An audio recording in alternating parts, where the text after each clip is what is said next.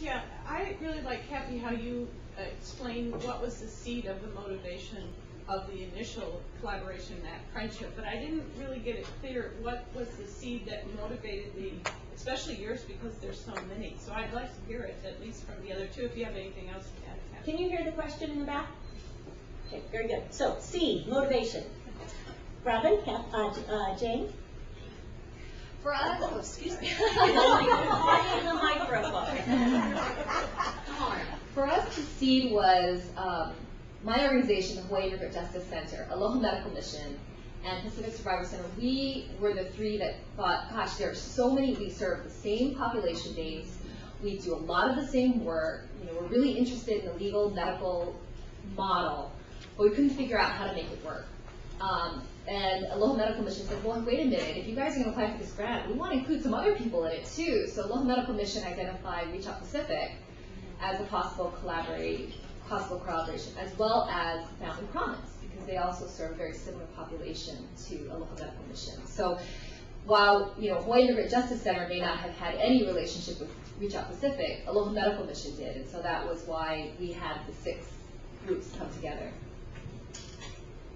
And our collaboration really grew out of some pretty informal talks between the 2 CEOs and just sitting down and saying, hey, we're serving very similar populations, these low-income women who really need some help getting back on their feet.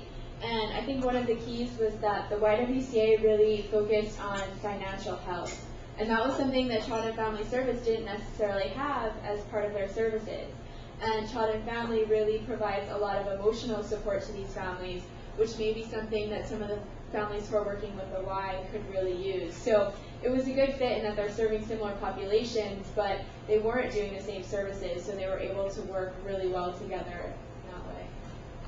So 2 important reminders, or 2 perspectives that remind us of the importance of this work, working together, being mission-driven, and really coming from your commitment to serving your community, whatever way that is, more effectively. Yeah.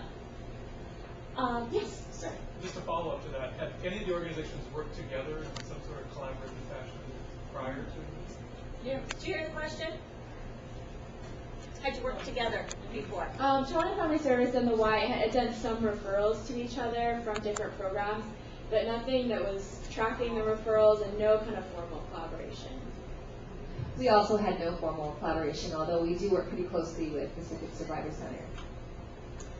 A couple of different direct or indirect collaborations. Many of our early intervention participants are now with the ARC as adults. And again, it's a small island.